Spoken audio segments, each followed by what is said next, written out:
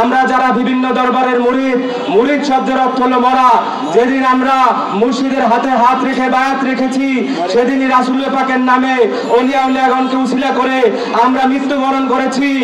তাই আমরা বলতে চাই, আমাদেরকে তোমরা ভয় দেখিও না। আমাদের যদি ডাক আসে, আমাদের মুর্শিদ যদি ডাক দেন, আমাদের দরবার থেকে যদি ডাক আসে, আমরা মাথায় কাফনের কাপড় বেঁধে এক কাপড়ে বেরিয়ে আসবো সর্বোচ্চ প্রতিরোধ করতে। সমগ্র দেশে অশান্তি সৃষ্টি করে এই দেশকে অস্থিতিশীল করার একটা পায়তারা করছে। আমরা সরকারের তরফ থেকে দেখেছি, বিভিন্ন পক্ষ থেকে যখন তাদের কাছে দাবি তোলা হয়েছে, সরকার সাম্প্রতিক সময়ে শক্ত বক্তব্য দিয়েছে এদের বিরুদ্ধে এবং বিভিন্ন মাজার শরীফে তারা নিরাপত্তার ব্যবস্থা করেছে। এজন্য আমরা সরকারকে সাধুবাদ জানাই এবং এটাও বলতে চাই, সরকার যদি আন্তরিক হয় তাহলে আমরা তরিকাপন্থীরা সরকারকে সর্বোচ্চ সহযোগিতার চেষ্টা করব আমাদের এই দেশে শান্তি শৃঙ্খলা প্রতিষ্ঠার জন্য। এবং একই সাথে সেই উগ্রগোষ্ঠীর বিরুদ্ধে আমরা বলতে চাই যে তোমরা যদি মনে করো এভাবে হামলা করে তোমরা পার পেয়ে যাবে, সেটা হবে না। এই বাংলাদেশে কোটি কোটি আশেকান আছে, ভক্ত মুরিদান আছে, তারা একযোগে তোমাদেরকে প্রতিহত করতে প্রতিনিয়ত প্রস্তুত হচ্ছে। এখনো সময় আছে, তোমরা অশান্তির পথ ছেড়ে তোমাদের মত তোমরা প্রচার করো, আমাদের কাজ আমাদের করতে দাও। কেউ কারোর উপরে হামলা করার কোনো অধিকার এই দেশে নেই। এবং আমরা চাই এমন একটা পরিবেশ এই দেশে তৈরি হোক, ভিন্ন মত বা পথের জন্য কারোর উপর কোথাও হামলা হবে না, কারোর উপর কোথাও কোনো নির্যাতন হবে না। এবং যারা এই নির্যাতন করতে আসবে তাদের বিরুদ্ধে সামাজিকভাবে শক্ত প্রতিরোধ করে উঠবে। এবং আরো বলতে চাই, আমরা যারা বিভিন্ন দরবারের মুরিদ শব্দের অর্থ হলো মরা। যেদিন আমরা মুর্শিদের হাতে হাত রেখে বায়াত রেখেছি, সেদিনই রাসূল পাকের নামে ওলিয়া উলিয়াগণকে উসিলা করে আমরা মৃত্যুবরণ করেছি। তাই আমরা বলতে চাই, আমাদেরকে তোমরা ভয় দেখিও না। আমাদের যদি ডাক আসে, আমাদের মুর্শিদ যদি ডাক দেন, আমাদের দরবার থেকে যদি ডাক আসে, আমরা মাথায় কাফনের কাপড় বেঁধে এক কাপড়ে বেরিয়ে আসবো সর্বোচ্চ প্রতিরোধ করতে।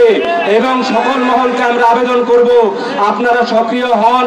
দেশের ভিতরে যে গোলযোগ অশান্তি তৈরি হচ্ছে তার বিরুদ্ধে একাট্টা হন, না হলে আমরা সকলেই অশান্তিতে পড়ব, সকলেই ভোগান্তিতে পড়ব। তার চেয়ে বরং কিভাবে একটি সুন্দর বাংলাদেশ গড়া যায়, সকল পথ মতের মানুষ মিলে সুন্দরভাবে বাংলাদেশের যে ঐতিহ্য সংস্কৃতি, মানুষে মানুষে যে প্রেম বন্ধন, তা নিয়ে আমরা এগিয়ে যেতে পারি, সেই পথে আমরা অগ্রসর হই। প্রেমের মাধ্যমে এবং শান্তির মাধ্যমে আমরা ইসলামটাকে প্রচার করি। তো তাদের উপরে যে আঘাত, সেটা ভক্তদের মনে বিশাল ব্যথা তৈরি করেছে।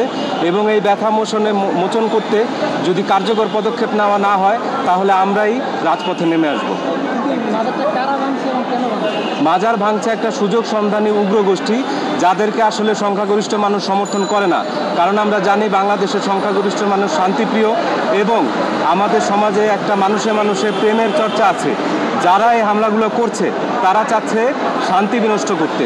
এখানে তাদের অনেক বড় উদ্দেশ্য থাকতে পারে, অনেকগুলো গোষ্ঠী তাদের বিরুদ্ধে পক্ষে থাকতে পারে, কিন্তু যারাই আছে তারা বাংলাদেশের পক্ষে না।